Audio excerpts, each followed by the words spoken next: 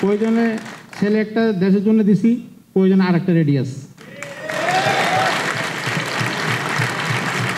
যদি এটাও কভার না হয়, বাপ আছে, এক কথায় লাগলে আবার দেশের জন্য সত্য। শাহিনবাগ একটা জামে মসজিদ, ওখানে একটা তদারকি করে একজন লোক, ওর নাম মিয়া, সে বন্ধুরা নিয়ে গেছে শহীদের লাশ গোসল করাইতে। সে ওই মসজিদের ওই বলছে যে এখানে লাশ গোসল করা হবে না। তার কি অনুমতি আছে? এই কথা কেন বলবে? আমার ছেলে কি গুলি কেমনে গেছে? দেশের জন্য তো গুলি গেছে। সে দেখেন কেমন পেশিবাদী লোক, লাশ পর্যন্ত গোসল করতে দেয় নাই। তারপরে ওই লাশ পাগলার ফুল মসজিদ জামা মাদ্রাসা অনেক রিস্ক নিয়ে, মসজিদের ইমাম সাহেব অনেক রিস্ক নিয়ে আমি সব করবো, এই মসজিদের ইমাম সাহেব আপনার এই লাশ গোসল করাইছে মসজিদের ভিতরে। মসজিদের ভিতরে কিন্তু লাশ গোসল করানো হয় না, তারপর অনেক রিস্ক অজুখানার ভিতরে একজন শহীদের লাশ। দেখেন কত কি অবস্থা আমরা ছিলাম। তারপরে আসেন এবার কবরস্থান রহিম মেডেল, আহা, এর থেকে অনুমতি নাও, ওর থেকে অনুমতি নাও, নাইলে নাই, নাইলে হবে না। এইরকম অত্যাচার আমরা এই ছেলেকে নিয়ে আমরা পোহাইতে হয়েছে, অনেক কষ্ট করতে হয়েছে, হাতে পায়ে ধরে অনেক রিকোয়েস্ট করে অনুমতিটা নেওয়া হয়েছে এই লাশ কবর দেওয়ার জন্য। আমার ছেলে এমন বর্তমানে রহিম মেডেল জামে মসজিদ কবরস্থানে, বুঝছেন। তারপরে এর দুদিন পরে বাড়িতে তো পুলিশ গেছে গা, ওদিন রাত্রে পুলিশ গেছে গা, 2 গাড়ি পুলিশ গেছে, মরার সাথে সাথে 10 মিনিটও হয় না, পুলিশ চলে গেছে অলরেডি 2 গাড়ি।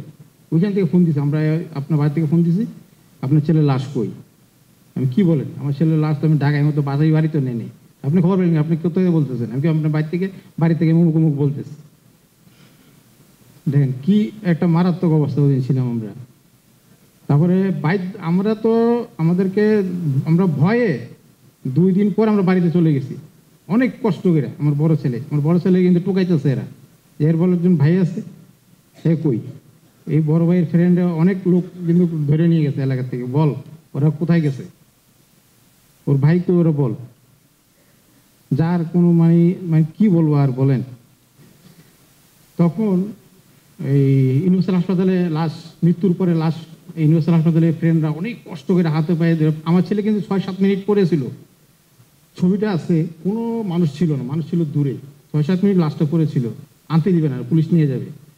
অনেক কষ্ট করে আমার এই স্কুলের ছাত্ররা মিলে সবাই মিলে হাতে পায়ে ধরে লাশটা ইউনিভার্সাল হাসপাতালে নিয়ে গেছে, ইউনিভার্সাল হাসপাতালে রাখবে না, অনেক কষ্ট করে। তারপরে দেখতে বলছে ডেট মারা গেছে। তারপরে বাসায় নেওয়ার দেরিতে লাশ লুকায় রাখতে হয়েছে পুলিশের জন্য লাশ লুকায় রাখতে হয়েছে, মানে একটা গলিতে লুকায় রাখছে। একজন, ওনার নাম ওনাকে আল্লাহ বাঁচারাও, উনি বিএনপির একজন নেতা ছিল আগের, নাম হাসেম, ওনার বাসায় উনি সাহস করে ওনার চিপের বাসায় ভিতরে লাশ লুকায় রাখছে। তারপরে আপনার বলার কোনো শেষ নাই। মানে আমরা যাক, আমার ছেলের রক্তের বিনিময়ে আমরা এরকম দেশ চাই না, একটা স্বাধীন দেশ চাই, যেন সব মায়েরা সুখে শান্তি থাকতে পারে। এরকম একটা দেশ চাই যেখানে আর কোনো খুনাখুনি, রাহাজানি আর কোনো লোভী ফেসিবাদী যেন বাংলাদেশে আসতে না পারে। আমি আমার ছেলে মামলা করেছি তেজগাঁ থানায়, আপনারা দোয়া করবেন। আমি অত্যন্ত সাহসিকতার সাথে আমি মামলা করেছি। আমাকে অনেক বাধা আসছে, আমার মামলা নিয়ে অনেক বাধা আসছে, আমি কোনো কিছু ভয় পাই নেই, মামলা করে দিচ্ছি। প্রয়োজনে ছেলে একটা রাখছি, প্রয়োজনে ছেলে একটা দেশের জন্য দিছি, প্রয়োজনে আর একটা রেডি আছে। যদি এটাও কভার না হয়, বাপ আছে, এক কথায় লাগলে আবার দেশের জন্য সত্য। ঠিক আছে?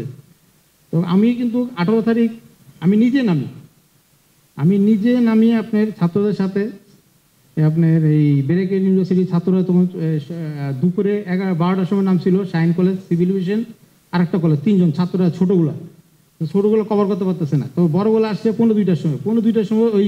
ওই বড়দের সাথে আমি নিজে যোগ দিই, ওদেরকে আমি পানি খাওয়াই, দৌড়াই পানি খাওয়াইছি, আমি নিজেও পানি লুঙ্গি পরে আমি নিজে পানি খাওয়াইছি। ঠিক আছে, নিজে পানি খাওয়াইছি। পানি খাওয়ার পরে বিকাল যখন 5:20 বাজে, 5:20 মানে আরও কাছে, তখন আপনার ফ্লাইওভার থেকে জাহেদ ফ্লাইওভার থেকে আপনার রেললাইনের পশ্চিম পাশে 5-10 ফ্লাইওভার থেকে স্নাইপার দিয়ে আমার ছেলের মাথায় গুলি মারি। পিছনে ব্যাক সাইডে পিছনে গুলি মারে, গুলি খেয়ে যে দৌড় দিতে ইউনিভার্সাল হাসপাতাল আছে ওইখানে একটা, পেছনে 2 মিনিট লাগে না যাইতে, দৌড় দিছিল, পড়ে গেছে। পড়ে যাওয়ার পরে ছাত্রলীগরা বেড়ে বেড়ে, আমার সব ছবি আছে আমার কাছে, ছাত্রলীগের ধৈর্য ওখানে মৃত্যু নিশ্চিত করে। কিন্তু সবাই বলছে যে যদি জাহেদ আসতে হতো বেঁচে, ছেলেরা বেঁচে যেতে পারতো। কিন্তু ফেসিবাদী ছাত্রলীগ মানে আমার ছেলেদেরকে বাঁচতে দেয় নাই, মানে ওইখানেই মৃত্যু কবর করছে। কবর পরে ওই পুলিশ আইসা সে লাঠি দিয়ে পাও দিয়ে দেখে সে জীবিত আছে কিনা, মৃত্যু হয়েছে। তো দেখেন আমরা কি এরকম বাংলাদেশ চাই? আপনারা বলুন। একটা চেয়ারের জন্য, একটা পাওয়ার, খালি এই চেয়ারের জন্য যদি এত কিছু হয়, তা আমরা তো এটি চাই না। বাবা, আমি আপনাকে